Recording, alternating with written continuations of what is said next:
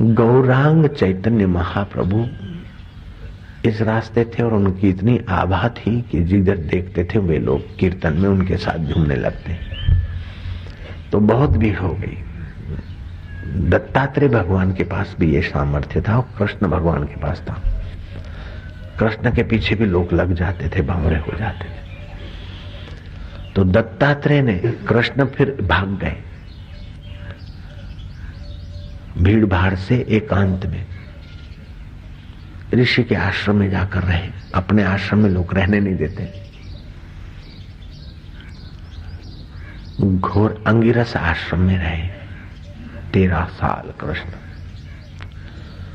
उसके बाद जब युद्ध की बागडोर संभाली तो 13 साल का जो उपनिषदों का प्रसाद था वो गीता होकर गूंजा और इतना पावरफुल हुआ। एकांत में कितना सामर्थ्य है जयराम जी की। जो थोड़ा बहुत पढ़ पढ़ा के सुन सुना के उपदेशक बनने का शौक रखते हैं, वे उपदेशक या गुरु बनने का शौक नहीं, गुरु की सेवा कर लिया अपनी उन्नति के लिए, लेकिन पुजवाने के लिए तो रुक जाओगे। इसीलिए जब तक पूर्णता हुई नहीं तब तक आश्रय छोड़ना नहीं चाहिए साधना का और कृपा का। तो गौरांग फिर जगन्नाथपुरी से चुपचाप चल पड़े। हरि बोल मस्ती में। भालू और शेर पगडंडियों पर बैठे इधर उधर जहां ऐसे घने जंगल में वर्णन आता है। वो जो भालू, भूखे भालू या शेर जहां जहां मिले वो आए तो नजदीक, लेकिन उनके साथ उनके आभा मंडल में वे भी झूमने लगे। सरोवर में स्नान करने गए। गर्मी के दिनों में हाथियों का टोला आया, उसमें एक उन्मत्त हाथी उनके ऊपर हावी होने को जा रहा था। पानी का छींटा मार दिया और वो हाथी भी मस्ती में आ। इतना उनका आभा मंडल ओरा बढ़ गया। शरीर की शुद्ध बुद्ध नहीं और एक तालाब में जा गिरे।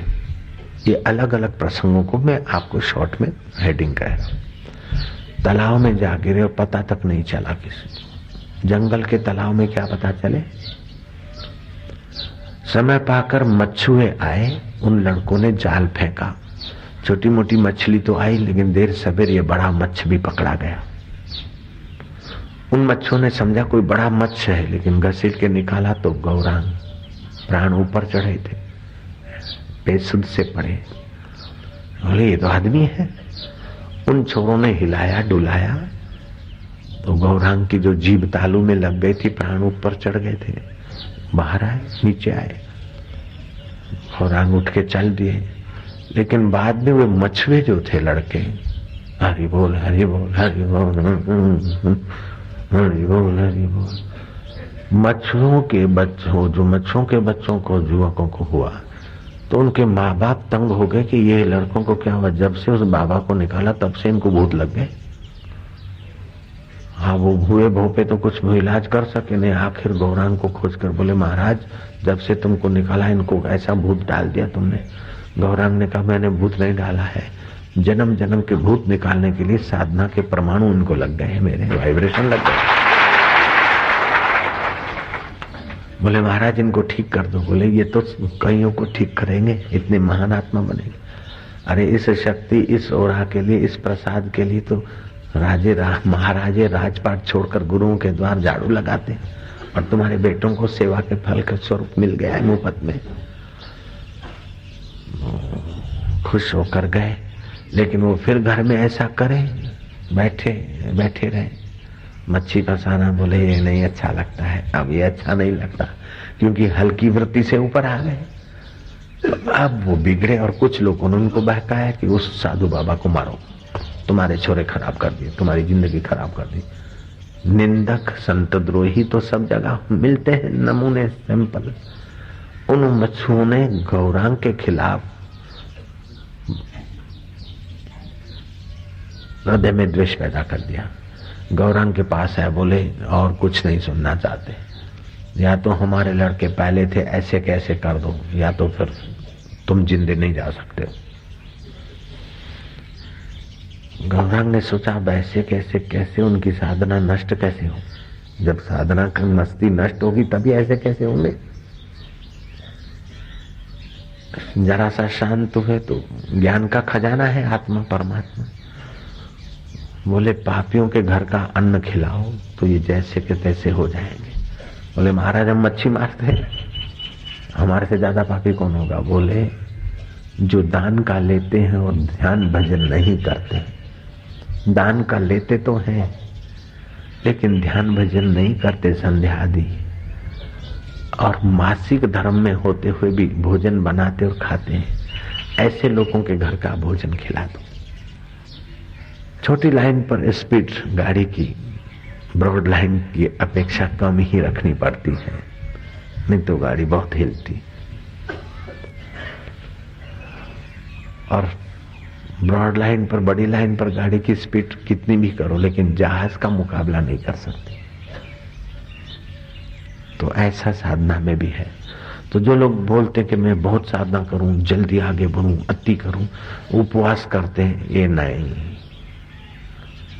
माली सींचे 100 घड़ा, ऋतु आए फल हो गई।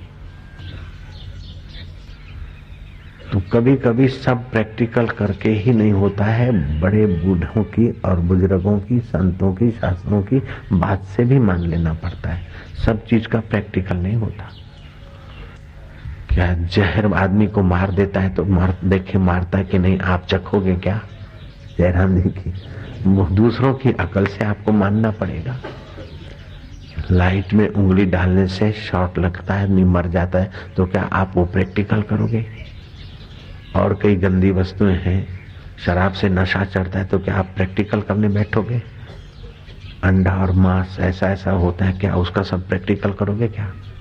नहीं, बड़े बूढ़े बुजुर्गों की सलाह से, अरे गुंडों के जीवन से भी सीखा जा सकता है। एक आदमी, मेरे गुरुदेव बताते थे कि एक आदमी बहुत सज्जन था।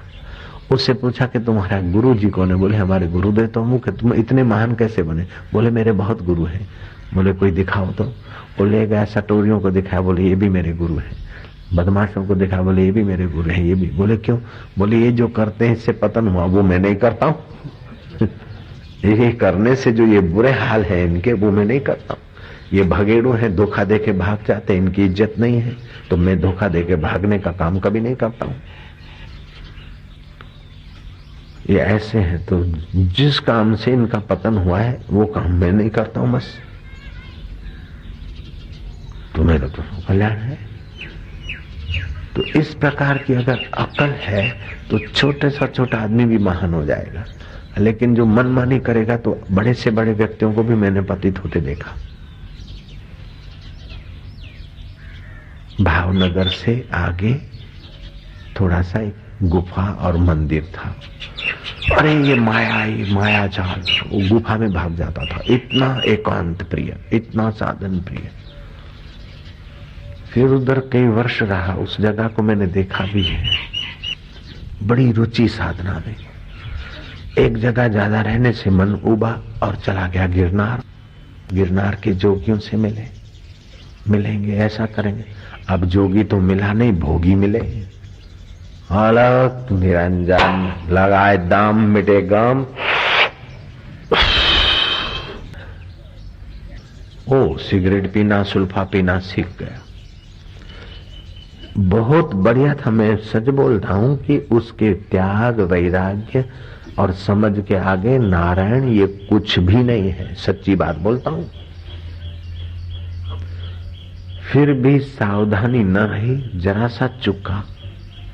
कवि ने कहा, जैसे लंबी खजूर, चढ़े तो चाखे प्रेम रस, गिरे तो चकना चूर। वो मनमुख होकर गया, अपना गुरु से सलाह लेता, आज्ञा लेता तो ठीक था। गया और वो आदत पड़ी। अब मुंह क्या दिखाए लोगों को और गुरु को। आत्महत्या करके मर गया। प्रेत होके भटकता होगा बेचारा।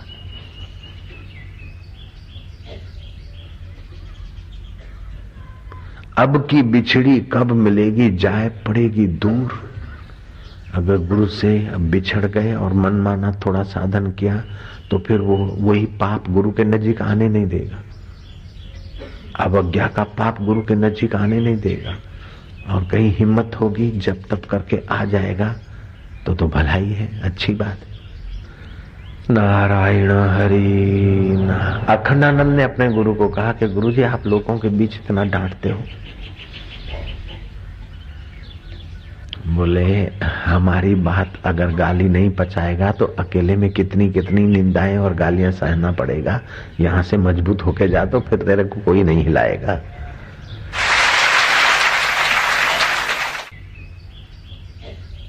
जो गुरु की डांट या गुरु की गाली नहीं पचा सकता है तो फिर निंदकों की डांट और निंदकों के अफवाह और निंदकों के लांछन कैसे तुम बर्दाश्त करेगा। एक धर्मशाला थी 50 लाख की, उसका पिताजी मर गए तो चेला पुत्र गद्दी पे बैठा और गुंडों ने कुछ मामलेदार से मिलकर कुछ ऐसा वैसा कर दिया। उन्होंने कहा भाई तो इतने गुंडे, वो अपना धर्मशाला और महल छोड़ के लड़का भाग गया, आश्रम छोड़ के भाग गया, गुंडों ने कब्जा कर लिया और रातों रात भाग गया। और इतने गुंडे आ रहे, गुंडे आए तो क्या है, भाग गया तो किसी से मिलके फिर फाइट करना चाहिए, नहीं तो ऐसा कायर थोड़े बनना चाहिए। बाप तेवा बेटा वर तेवा टेटा, होना तो बाप से बेटा सवाया चाहिए, नहीं तो कम से कम बाप जैसा तो होना चाहिए था उसको। बाप तो मोर्चा लेता था, कोई गुंडा हिम्मत नहीं करता था। और वो आप चला गया तो बेटे वो गुंडे आए उसके पहले ही उसने ट्रक मंगा के सामान लेके भाग गया। बोले जितना बचा अपने हाथ की का अपना, ये तो सब ले लेंगे तो चलो सामान तो ले ले अपन, ये पूरा कब्जा कर लेंगे कल आके तो अपना सामान तो ले ले। गुंडों ने देखा कि ये तो भाई बकरी है। नारायण हरि। तो जहां तहां बाहर चाहे अंदर आपको दबोचने वाले ठगने वाले कदम कदम पे मिलेंगे। आप बाहर के विघ्न बाधाओं और मस्का पालिश से बचते जाएं और भीतर भी विकार आपको ठगे नहीं, उससे भी बचते जाएं, तब आप महान आत्मा होकर निखरेंगे और बंधनों से छूटेंगे। बाकी तो सब तरफ शोषण ही शोषण का वातावरण मिलेगा आपको। बोले तो इससे मर जाओगे तो प्रेत बनोगे तो दूसरे हिम्मत वाले प्रेत तुम्हारे को दबाएंगे। जयराम जी की बोले मर जाए चकली चिड़िया बनेंगे तो दूसरी चिड़िया भी लड़ेगी, तुम्हारे को दबाएगी। चिपकली बन जाएगी तो दूसरी चिपकली तुम्हारा पूंछ पकड़ेगी, काटेगी तुमको। बिल्कुल पक्की बात है, चिपकलियों में फाइट होती रहती, मैंने देखा आंखों से। तो चूहा बन जाएगा तो दूसरे चूहे भी सताएंगे तुम्हें और बिल्ली का डर तो बना रहेगा। तो आखिर क्या बने? ब्रह्मज्ञानी बनो, उसके सिवा कुछ भी बनोगे तो परेशानी चालू रहेगी। ब्रह्मज्ञानी ब्रह्म बन जाओ, जो हो उसी को जान लो बस।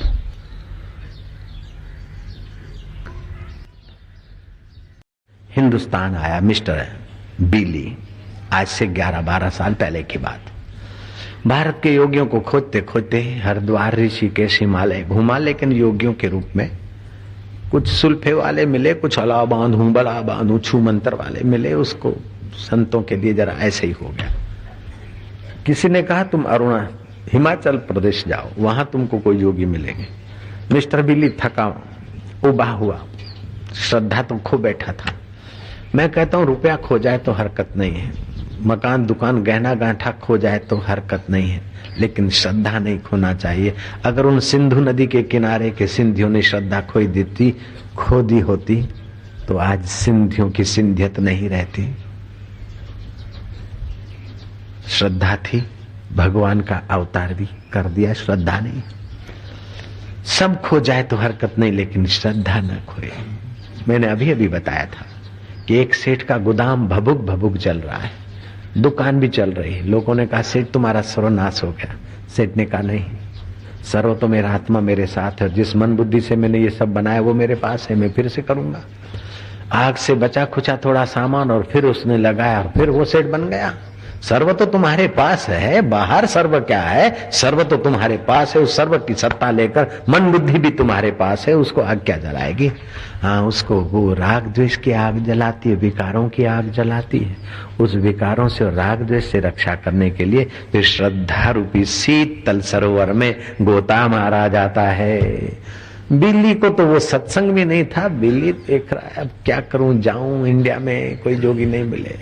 ऐसे आमली खाए हुए चेहरे से आकाश की गीद और चील देख रहा था नदी के किनारे। इतने में देखा कि एक साधु, बूढ़ा साधु है और उल्टे बहाव से कुछ मंगा रहा है। ये क्या करता होगा? तो पानी तो यूं बहता है और साधु यूं कुछ कर रहा है। तो उल्टे बहाव से एक मुर्दा खींचकर आया, युवक का मुर्दा था। उस बूढ़े साधु ने मुर्दे को पकड़ के बाहर निकाला। बूढ़ा साधु कुछ मंत्र पढ़ के संकल्प करके लेट गया, सदा के लिए लेट गया और बूढ़ा लेटा और जवान मुर्दा खड़ा हो गया। मिस्टर बिली हैरान हो गया। I found up the great Jogi. मैंने खोज लिया ग्रेट जोगी, बड़ा जोगी। उस युवक के शरीर में आए हुए बूढ़े जोगी के जीव ने कहा, तुम क्या चाहते हो? बोले, आप यही बूढ़े जोगी अभी इस मुर्दे के शरीर में आप ही हैं? बोले, हाँ है। झूठ बोलने से तपस्या नाश होती है हम। तो क्या चाहता है? बोले, हमने सुना था भारत के योगियों में संकल्प बल गजब का होता है, पर काया प्रवेश की शक्ति होती है, सब हमने सुना था, आज हमने देखा। लेकिन तुम क्या चाहते हो? उस बिल्ली मूर्ख ने मांगा कि मैं घर छोड़कर बहुत महीने हो गए, मेरी मिसेस क्या करती होगी ये देखना, उसके हाथ की चिट्ठी चाहता हूं। जोगी ने कहा, अच्छी बात है। थोड़ा बातों में लगा, फिर अपने करमंडल में से चिट्ठी निकाल के दिया। चिट्ठी में लिखा था कि एक कोई प्रभावशाली व्यक्ति तो मेरे सामने खड़ा हुआ, तेरे पति के लिए चिट्ठी लिख, जल्दी कर। मुझे प्रेरणा हुई, मैं चिट्ठी लिख रही हूं, मैं घर से फलानी जगह जा रहा हूं, इस स्टेशन से गाड़ी उठी और फलानी स्टेशन अभी थोड़ी दूर है, मैं चिट्ठी लिख रही हूं। जल्दबाजी के कारण हो सकता है कुछ गलती हो, प्लीज एक्सक्यूज मी। पत्नी के अक्षर, रेलवे स्टेशन के नाम, इलाके का नाम। बोले, वास्तव में मन शक्ति कितना काम करती, संकल्प में कितनी शक्ति है, और वो शक्ति सब मनुष्यों के अंदर छुपी है। जिसने जगाई वो महापुरुष। सब बीजों में पेड़ वृक्ष छुपा है, सब बीजों में पेड़ और पौधे छुपे हैं, लेकिन जहां धरती खाद पानी मिला वहां उभरे। सब घट मेरा साइया, खाली घट ना कोई, बलिहारी वो घट की जा घट प्रगट हुई। श्रद्धा से फिर सिर झुकाया। संत ने कहा, और क्या चाहिए, मेरा समय खराब होता है। बोले, आप इस जवान शरीर में कैसे आए, क्यों आए?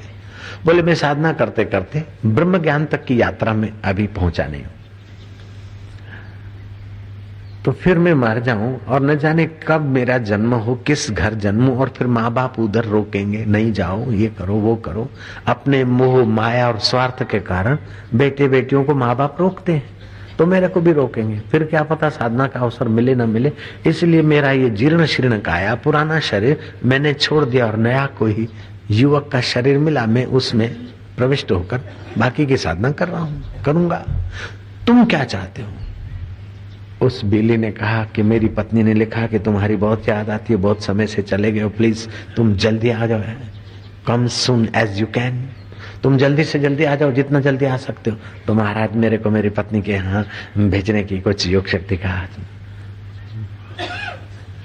अब ये नहीं मांग रहा है कि मेरे को मेरे दिल भर में भेजने की योग शक्ति का शक्तिपात कर दो, मेरे दिल में दिल भर का आनंद आ जाए, ऐसा कोई ध्यान की कृपा बरसा दो। नहीं, मेरे को अपनी पत्नी के पास पहुंचा दो। महाराज ने कहा, ठीक है, आंखें बंद करो, आंखें बंद करो, चुटकी देर में खोलना आंख, तुम अपने घर में होगे। आंखें बंद किया, हिमाचल प्रदेश की नदी के किनारे, और आंखें खोली तो हेलन मिसिस के रूम में। ऐसे ऐसे योगी भारत में। ये केवल अभी 11-15 वर्ष पहले की बात नहीं, इससे भी पहले रामा अवतार में हनुमान, जामवंत, अंगद सीता को खोज खोज के थके थे, भूखे प्यासे। एक पेड़ पर हनुमान ने देखा कि दूर हरियाली दिख रही है, पक्षी दिख रहे हैं, तो जरूर पानी भी होगा। वहां गए तो बड़ा सुंदर आश्रम, आश्रम की अधिष्ठाती स्वयं प्रभा। स्वयं प्रभा ने पहले ही कह दिया कि तुम राम के दूत हो, सीता जी खोजने आए हो, भूखे प्यासे हो, जाओ फल खा लो, पानी पी लो, फिर आओ। आए तुम आंखें खोल के सीता को खोजते हो कि आंखें बंद करके सही ढंग से खोलते हो? अंगद बोलता, हम आंखें बंद करके क्यों खोजेंगे, हम तो आंखें फाड़ फाड़ के खोजते। स्वयं प्रभा ने कहा, सीता तो राम की अर्धांगिनी है, और रोम रोम में रमने वाला चैतन्य जो है उसी की वृत्ति सीता है। वो सीता है को खोजना है तो वृत्ति को अंतर्मुख करना पड़ेगा, आंखें बंद करनी पड़ेगी। उल्टी चाल चलते हैं दीवाने, दीदार के लिए बंद करते हैं आंखें। तुम आंखें फाड़ फाड़ के कब तक देखोगे? चलो मैं बताती हूँ सीता कहाँ है। स्वयं प्रभा भारत की कन्या आंखें बंद करके देख लेती कि सीता अशोक वाटिका में। त्रिजटा रावण की नौकरानी है, फिर भी सीता के प्रभाव में सीता की सेविका बन गई। ओहो, लंका दरिया किनारे पहुंचते पहुंचते तो हमारा मुद्दत से भी ज्यादा दिन हो जाएंगे। हम कैसे पहुंचेंगे इतने माइल दूर? स्वयं प्रभा कहती, डरो मत, आंखें यहां बंद करो, मैं चुटकी देर में तुमको दरिया किनारे पहुंचा देती हूँ। रामायण में सीरियल में देखा होगा और रामायण के ग्रंथ में भी देखा, सुना होगा, पढ़ा होगा। ठांडे सकल सिंधु के तीरा, स्वयं प्रभा ने आंखें यहां बंद करवाई, अपने योग शक्ति से दरिया के किनारे भेज दिया। लेकिन ये तो योग शक्ति हुई, ये सारी शक्तियां जहां से आती है वो है आत्मा, परमात्मा। जो सुख भी आता है चला जाता है, दुख भी आता है चला जाता है, उसको जो देखने वाला है, उस देखने वाले में जो ध्यान करके गोता मारता है, वह फिर झूलेलाल बनकर, वरुण देव बनकर भी पूजा जाए, नानक देव बनकर भी पूजा जाए, लीलाशाह देव बनकर भी पूजा जाए, अथवा पूजने वाले उसे पहचाने न पहचाने, पूजे न पूजे, जनक की नाई राजा भी बन सकता है, और संत के रूप में भी हो सकता है, माई भाई के रूप में भी हो सकता है। सब घट मेरा साईया, सब घट खाली घटना को, बलिहारी वो घट की, बलिहारी वो घट की, जा घट प्रगट हो, जा घट प्रगट हो, हरि ही ओ।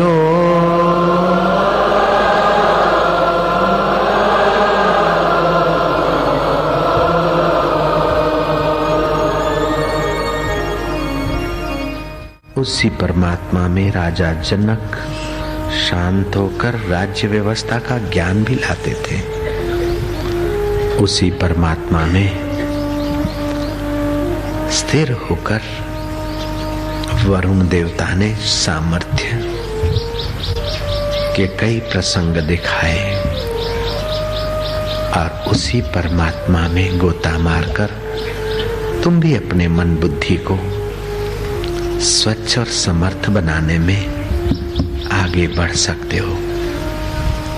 जैसे मसूड़ों की कमजोरी को दूर करने के लिए टमाटर हितकारी है। डायबिटीज, मधुप्रमेह और नेत्र विकार, रतौंधी की बीमारी में, रात को कम दिखने की बीमारी में भी टमाटर काम करते। चर्म रोग पर भी टमाटर का जूस, टमाटर का स्लाइस काम करता है। रक्त की कमी में भी टमाटर मदद करता है, और पित्त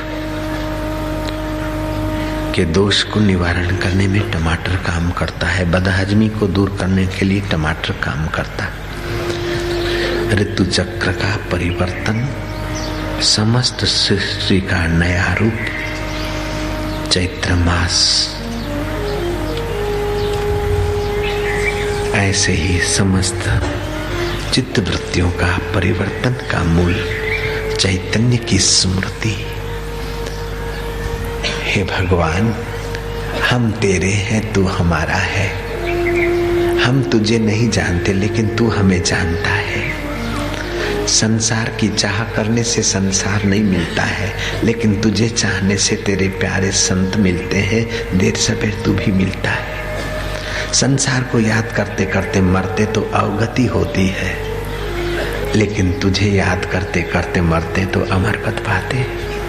संसार किसी को मिलता है तो पूरा नहीं मिलता, लेकिन तू मिलता है तो पूरा ही मिलता है। संसार मिलता है तो टेंशन देता है, थकान देता है, उबान देता है, लेकिन तू मिलता है तो शांति देता है, आनंद देता है, माधुर्य देता है। हम तुझी से मिलने के लिए तेरे नाम का आश्रय लेकर तेरा ध्यान कर रहे हैं। और आज पर्व का दिन है, वर्ष का प्रथम दिन।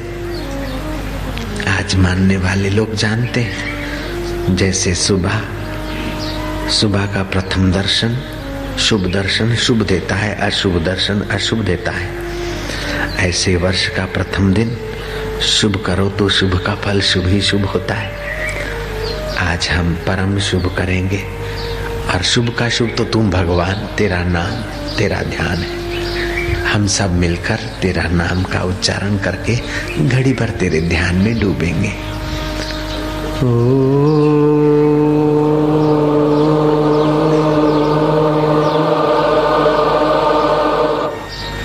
हे बाजारा साईं, भगवान शिव कहते हैं कि पार्वती, ध्यान के समान कोई तीर्थ नहीं, नास्ति ध्यानम समम तीर्थम। हे पार्वती, ध्यान के समान कोई यज्ञ नहीं।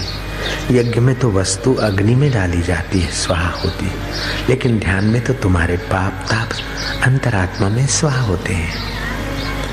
नास्ति ध्यानम समम तीर्थम, नास्ति ध्यानम समम यज्ञम, नास्ति ध्यानम समम दानम, तस्मात् ध्यानम समाचरेत।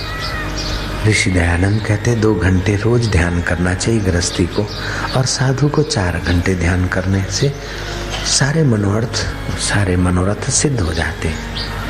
मुक्ति भुक्ति सब हाथ में आ जाता है। सिंधु नदी के किनारे नसरपुर में जहाँ झूलेलाल का अवतार हुआ, वहीं से सिंधु नदी बहती थी। हर साल चेटीचंद पर्व के निमित्त शिविर रखी जाती, और उस शिविर में चेटीचंद के दिवस पर झूलेलाल अवतार की बात करते हैं। तो वही की वही बात मैं कब तक करता रहूंगा। जयराम जी की फिर भी अपने आप में वही की वही बात बहुत सुंदर है, बहुआयामी है, बहुत संकेत और बहुत प्रेरणा देने वाली है। किस बात से इतना तो साबित होता है कि मृख ने जब विद्रोह करके राजगद्दी पे बैठ गया, सेनापति मृख, बादशाह मृख हो गया, तो चारों तरफ अपने कट्टरवादियों से घिरा था। वे कट्टरवादी उसे बहकाते थे। इस्लाम को न मानने वाले व्यक्तियों को जबरन इस्लाम मनाओ, अगर नहीं मानते हैं तो फिर उनकी जमीन जागीर मिल्कत जब्त कर लें, और जो ज्यादा हिम्मत वाले हैं उनकी खुलेआम कत्ल करवाएं, ताकि दूसरे डर जाएंगे और हमारे मजहब में आ जाएंगे। मृख ने, जैसे औरंगजेब ने अपनी दुष्टता का रूप दिखाया, ऐसे मृख ने संवत्सर 1007 की बात है, मृख ने अपना रूप दिखाया। तो जो कायर मन के लोग थे, जमीन जायदाद अथवा अपने प्राणों का मोह था, उन लोगों ने तो चुपचाप घुटने टेक लिए। लेकिन जो बुद्धिमान थे, जो शरीर को आत्मा से बढ़कर नहीं मानते थे, आत्मा ही सर्वोपरि है, शरीर तो कई मिलते हैं और कई बिखर जाते हैं। जैसे भूसी धान के लिए होती है, चावल के लिए चावल की भूसी है सेवा के लिए, केले का छिलटा केले की सेवा के लिए है, फलों के छिलटे फलों की रक्षा, फलों की सेवा के लिए है। ऐसे ये शरीर रूपी छिलटा भी अपनी आत्मा की प्रसन्नता के लिए, आत्मा की सेवा के लिए है। लेकिन जो बुजदिल होते हैं, छिलटे की रक्षा में आत्मघात कर लेते हैं, आत्मबल खो देते हैं। मरु शुद्ध से चलो घुटने टेक लिए। तो जो बुजदिल थे, जेके ढिजणा हुआ, उन्होंने तो उहे तम जटन जे डप में अची विया। लेकिन सब तो डरपोक नहीं होते। बुद्धिमान सिंधियों ने सोचा कि मूर्ख डंडेरा पिटवा रहा है कि आने वाले 7 दिन के अंदर अगर इस्लाम स्वीकार किया तो आप जी सकते, वरना आपकी जमीन जायदाद जब्त हो जाएगी और आपको भेज दिया जाएगा संसार से पार। अब क्या करें? तुलसीदास ने बहुत सुंदर बात कही। तुलसी साथी विपत के, विद्या विनय विवेक, साहस सुकृत सत्यव्रत, राम भरोसो एक। ऐसा कोई मनुष्य नहीं है कि जिसके जीवन में कोई आपदा विपत्ति या उतार चढ़ाव का जर्क न आए। आता ही है, चाहे गृहस्थी हो, चाहे साधु हो, चाहे माई हो, चाहे भाई हो, चाहे अंग्रेज हो, चाहे गुजराती हो, चाहे मारवाड़ी हो, चाहे पंजाबी हो। हर व्यक्ति के जीवन में कभी न कभी कोई न कोई भूकंप आता ही है और कभी शांत सुंदर अवस्था आती है। ईश्वर की अपनी लीला है। सिंधी साइयों के जीवन में भी ये बड़ा भूकंप आया कि हमारा कोई गुनाह नहीं, कोई कसूर नहीं, और मूर्ख ने ऐलान कर दिया कि भाई तुम दीन बदलो नहीं तो खुलेआम तुम्हारी कत्ल हो जाएगी, जमीन जायदाद तुम्हारी हड़प ली जाएगी। हड़प ली जाएगी नहीं, जब्त कर ली जाएगी। विचार करते करते कुछ बुद्धिमान सिंधियों ने, जैसे तुलसीदास ने कहा, तुलसीदास ने तो बाद में कहा ये पहले की घटना है। विपत्ति के समय विद्या का उपयोग करना चाहिए, विनय का उपयोग करना चाहिए। तुलसी साथी विपत्ति के, विद्या विनय और विवेक का उपयोग करना चाहिए। क्या करें क्या न करें, उतावले न बने। साहस सुकृत, तो साहस करे, दूसरा सुकृत करे, सत्कर्म करे। सत्कर्म करने से सत्वगुण खिलेगा और सत्वगुण खिलने से सत्य स्वरूप ईश्वर का सामर्थ्य आपके सहयोग में आ जाएगा। तुलसी साथी विपत के, विद्या विनय विवेक, साहस सुकृत सत्यव्रत, राम भरोसो एक। ये चौपाई तो बाद में बनी। एक सिंध देश के मूर्ख बादशाह के जुल्म पर उन सिंधी साइयों ने ब्रह्म विद्या का, आत्म विद्या का अथवा भक्ति विद्या का उपयोग करना चाहा, विवेक का उपयोग किया। सुकृत करें तो सुकृत क्या करें? बड़े से बड़ा सुकृत है ईश्वर के नाते कुछ करना। अब ईश्वरी सहाय पाना है तो ईश्वर को ही बुलाना चाहिए। मूर्ख बादशाह के पास गए कि तुमने जो ढंढेरा पीटा है, ये बात तुम्हारी शर्त अगर नहीं माने तो खुलेआम कत्ल हो जाएगी, लेकिन हम आपको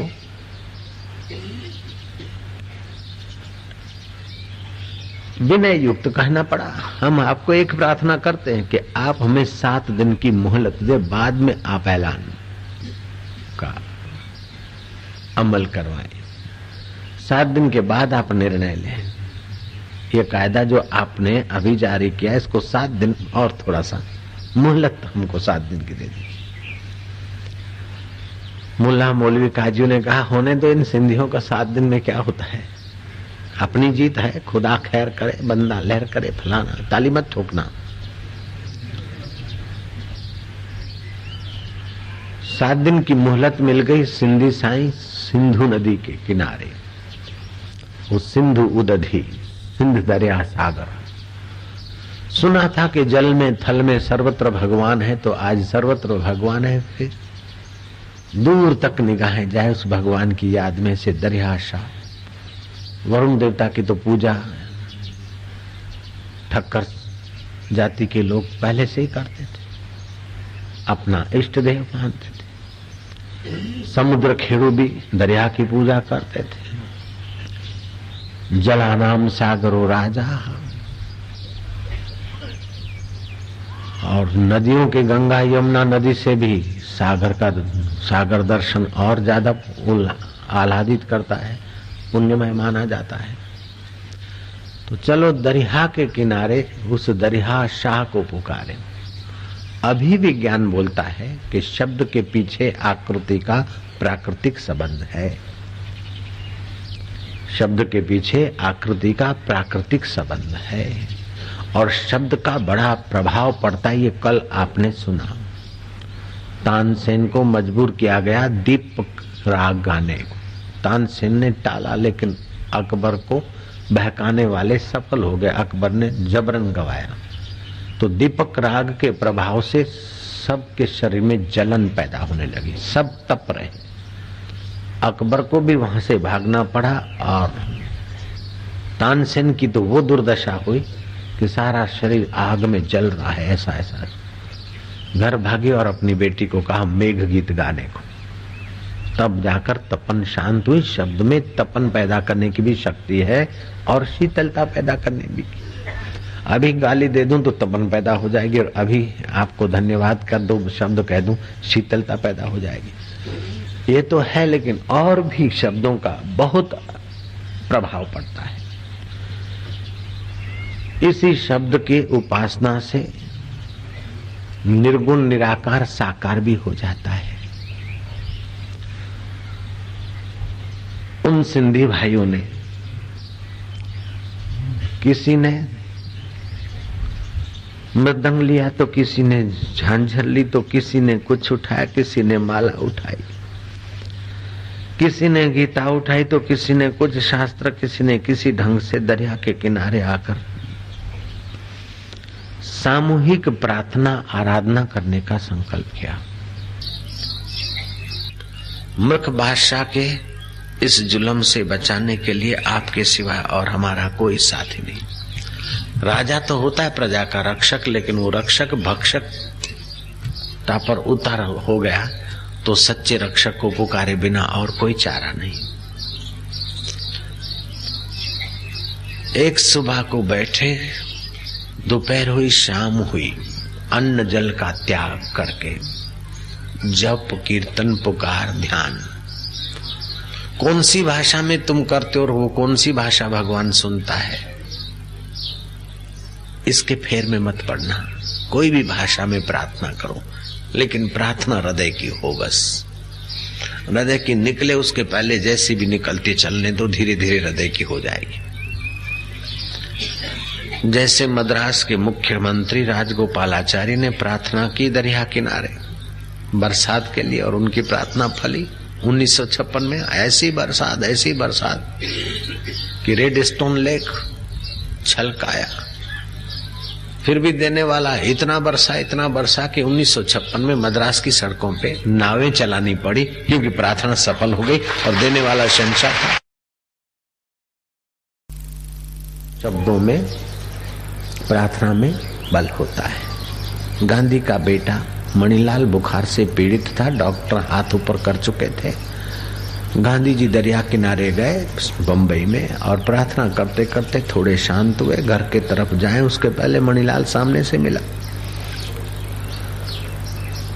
गांधी जी चमत्कार महसूस करते। गांधी लिखते हैं कि रोटी खाने से भूख न भी मिटे हो सकता है, पानी पीने से प्यास न भी मिटे हो सकता है, लेकिन प्रार्थना करने से मुसीबतें मिटती, ये बिल्कुल पक्की बात है। तुलसी साथी विपत के, विद्या विनय विवेक, साहस सुकृत सत्यव्रत, राम भरोसो एक, ईश्वर का भरोसा। सिंध देशवासियों ने ईश्वर का आश्रय लिया। आप आश्रय किसका लेते हैं? हीन का आश्रय लेते हैं। कई ने हीन का आश्रय लिया, मंत्रा का।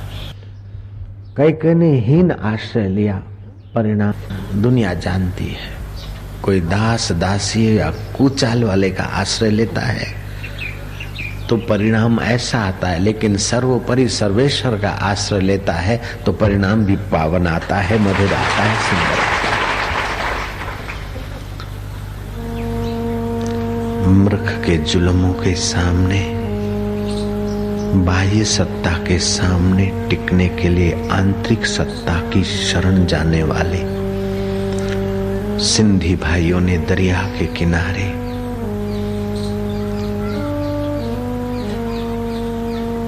अन्न जल का त्याग करके उपवास का आश्रय लिया।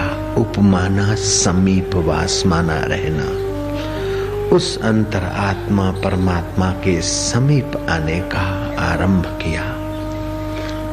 सुबह में से दोपहर, दोपहर से शाम, रात, फिर दूसरी सुबह हुई, दोपहर, शाम, सूरज ढला, लेकिन उनका श्रद्धा, उत्साह, भक्ति नहीं ढली।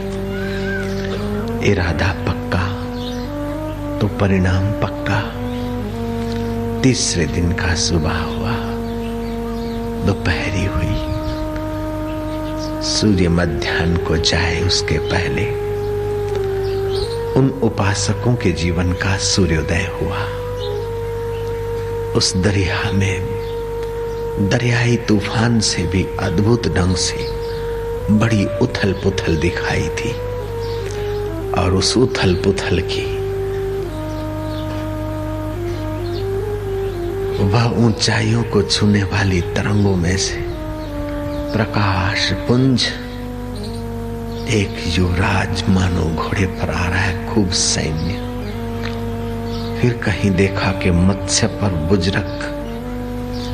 इस प्रकार का अलौकिक अवतरण का संकेत बुजरक लोग समझ गए। शब्द के पीछे आकृति का प्राकृतिक संबंध अभी विज्ञान मानने लगा, लेकिन 1000 वर्ष पूर्व भी उन उपासकों ने, 5000 वर्ष पूर्व उन उपासकों ने कृष्ण को प्रकट किया था। 1000 वर्ष पूर्व सिंध के उपासकों ने झूलेलाल को प्रकट किया। अवतार ऐसे ही नहीं होता है। बहुत हृदय एक साथ जब संकल्प करते हैं तब परात पर ब्रह्म परमात्मा की शक्ति अवतरित होती है। अनेक शुभ संकल्पों को वाचा देने के लिए, अनेक शुभ संकल्पों को सफल बनाने के लिए जो चैतन्य विशेष अवतरित हो उसे अवतार कहा जाता है। वसुदेव देवकी के घर नंदन जैसे अवतरित हुए, ऐसे रत्नानी के घर मां देवकी के कुख से अवतार, होनहार अवतार ने कहा कि तुम जुल्मियों से डरो मत, दबो मत। मूर्ख को जाकर कहो कि हमारा प्रभु हमारा रक्षक है, वो तुम्हें अपने आप मिलेगा और तुम्हें थोड़ा धैर्य रखना होगा। वह प्रकाश पुंज अवतार सद प्रेरणा देकर अंतर्धान हो गया। नस्सरपुर सिंधु नदी के किनारे मां देवकी के यहाँ बालक के आगमन के पूर्व चिन्ह दिखाई दिए। आसमान बादलों से घिरा था, मंद मंद हवाएं चल रही थी। पक्षियों की सुंदर किलहोल के बीच उस सिंधु नदी की किलहोल ने भी कुछ रुख बदला। लोगों ने देखा कि वही लंबी श्वेत दाढ़ी पर, मच्छ पर सवार, हाथ से अभय वरदान देता हुआ वह देव फिर प्रकट हुआ और संकेत समझ गए कि मैं यहीं आया हूँ। जैसे वसुदेव देवकी के यहाँ भगवान नारायण प्रकट हुए और फिर नन्हे मुन्ने बालक के रूप में वसुदेव उन्हें उठाकर गोकुल ले जा रहे, ऐसे ही रत्नानी ने उस बालक को गोद में उठाया, स्नेह किया। मूर्ख बादशाह को पता चला और वजीर आहा को गुलाब के फूल में जहर भर कर दिया, जाओ बच्चे का निधन कर दो।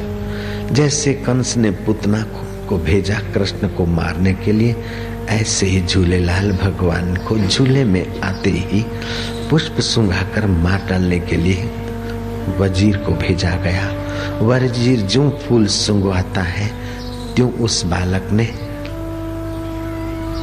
मृग के भेजे हुए हा को ऐसी तो ठोडी पर लात मारी, मूर्छित सा होकर पड़ा रहा और उस दशा में देखता है कि चारों तरफ जल जल और मूर्ख बादशाह क्षमा याचना कर रहा है और विजयी हो गए ये बालक। अभी अभी युवराज हुए, बड़ा सैन्य, जो कुछ अवतार लीला होने वाली थी वो उसने मूर्छा की दशा में देख ली। नई का सा मुंह लेकर वो अपने बादशाह सलामत को क्या सुनाऊंगा चिंता करता हुआ राज दरबार की ओर पहुंचा। सुबह जो राज दरबार में गया तो मूर्ख बोलता है कि तुम क्या मुझे बताओगे? मैंने सारा इसरार देख लिया। वो युवराज, वो बालक युवक के रूप में आया और मैंने उसे बंदी बनाना चाहा और जो बंदी बनाने गए हमारे सैनिक तो उसने अपना करिश्मा दिखाया। मैं और मेरे सैनिक मानो दरिया में डूब रहे हैं। हमने उनसे क्षमा याचना की कि हे पीरों के पीर, गुस्ताखी माफ हो और आपके हिंदुओं को कह दो कि इस्लाम स्वीकार कर ले। तब उस पीर ने कहा कि हर मनुष्य की अपनी अपनी रुचि के अनुसार उपासना उसका कल्याण करने में सक्षम है।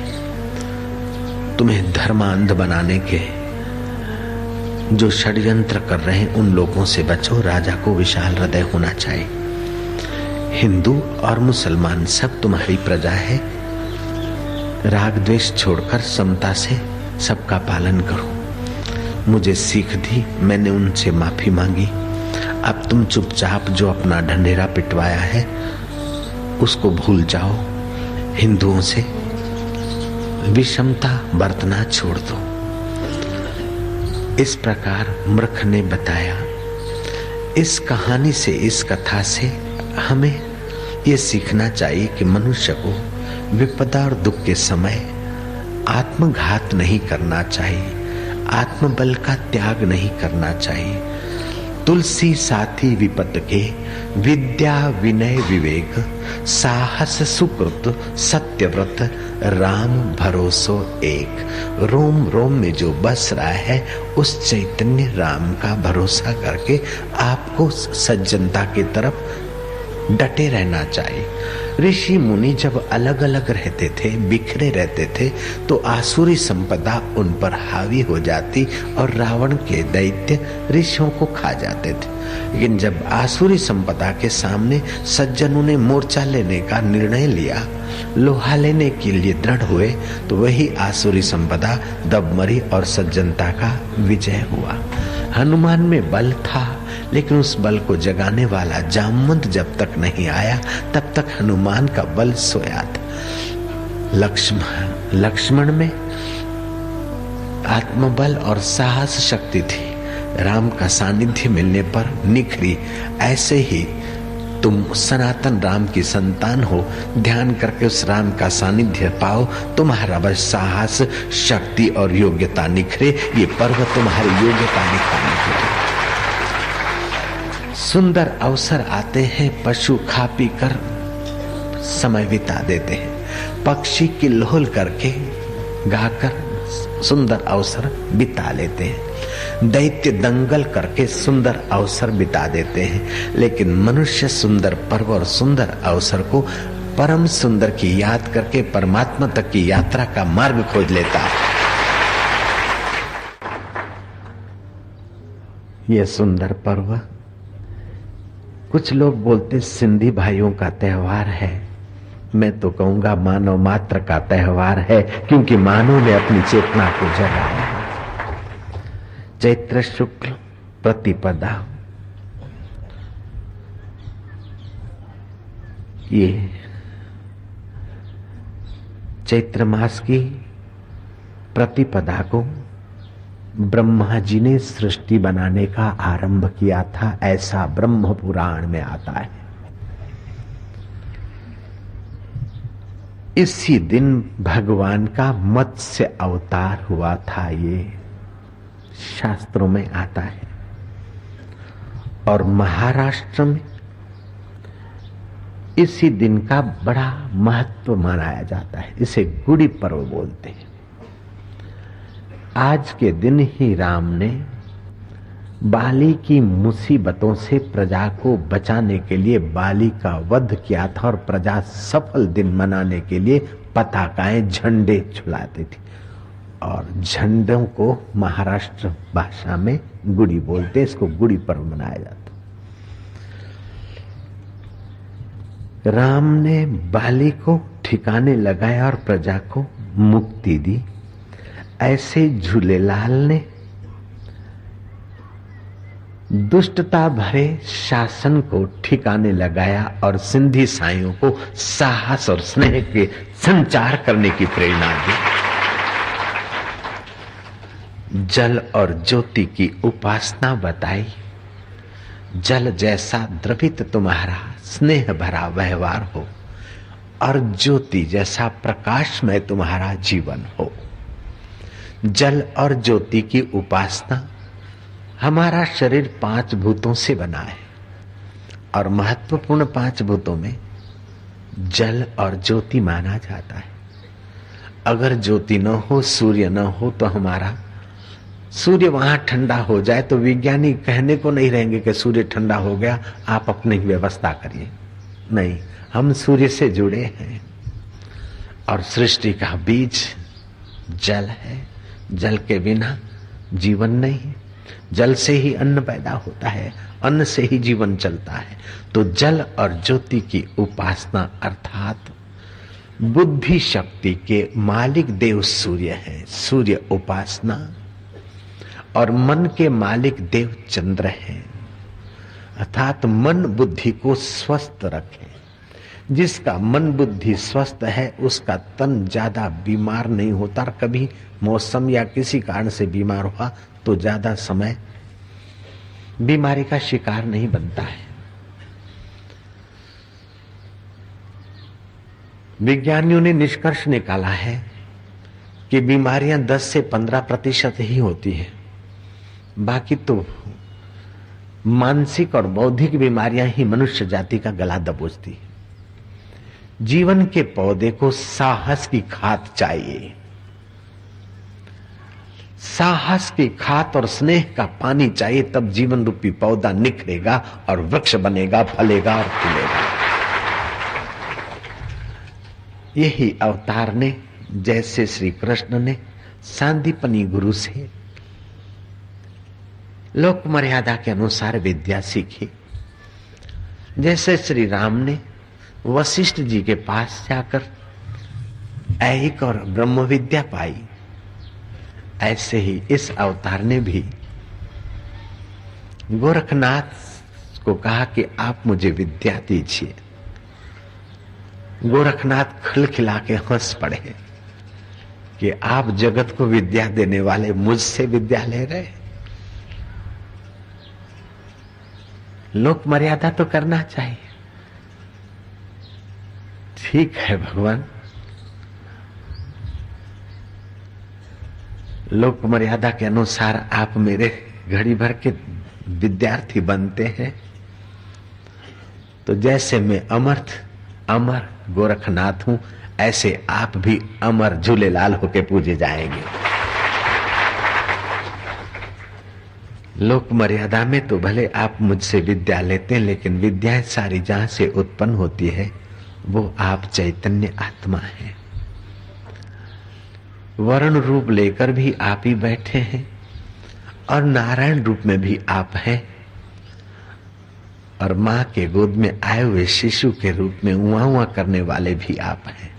हलो तहली दरिया दिसूं, दरिया मिड़े लहरूं, लहरूं जो लाल भी तू जो मकान आला, जित कित वसी तो तू मुझा मिठा झूलन। लाल असांजी पत रख जा सदा झूलेलाल। सखी शाहबाद कलंदर, धमाधम मस्त कलंदर, आही तू सब जे अंदर। धमाधम तो है लेकिन सबके अंदर है। ये भगवान केवल सिंधी भाइयों का या गुजरातियों का या हिंदुओं का नहीं, मनुष्य मात्र का है। लेकिन जो उसे आराधे वही उसी का फायदा लेता है। हम जनवरी का दिन मना लेते हैं हैप्पी न्यू ईयर्स करके। ऐसे हमारे देश में बहुत जातियां, बहुत धर्म, बहुत संप्रदाय वाले निशंक रूप से जीते। ईसाईयत का यूरोप में प्रचलन नहीं हुआ था, ईसाइयों के साथ खूब मारपीट और तूफान हो रहा था, तब भी भारत ने ईसाईयत को भी वेलकम किया। इस्लाम का इतना प्रचार प्रसार नहीं हुआ, फिर भी भारत ने सबको अपने अपने ढंग से उपासना करने में सहमति और स्नेह दर्शाया। ये विशाल भारत कहता है कि रूप अनेक, नाम अनेक, लेकिन सब में बसने वाला एक का एक छोटा सा भजन। हलो तो हली दरिया दिसूं, चलो तो दरिया देखें, दरिया मिड़े लहरूं, लहरूं जो लाल भी तू, तेरा मकान आला जित कित वसी तो तू। हलो तो हली आसमान देखूं, आसमान मिड़े तारा, तारन जो चंड भी तू, तेरा मकान आला जित कित वसी तो तू। ચાલો તો આસમાન જોઈએ, આકાશ જોઈએ, આકાશમાં બધા તારલા અને તારલાનો ચંદ્રમા પણ હે પ્રભુ તું। ચાલો તો દરિયા જોઈએ, દરિયામાં બધી લહેરીઓ અને લહેરીઓનો લાલ પણ તું। હલો તો હલી બજાર ડીસું, ચાલો તો બજારમાં જઈએ, અज्ञा हली पशु आगे जाकर देखे। बाजार में मिले आदम, आदम का दम भी तू, आदम जो दम भी तू, तू जो मकान आला जित कित वसू तो तू। हलो तो हली किस्ती दिसूं, नावड़ी જોઈએ।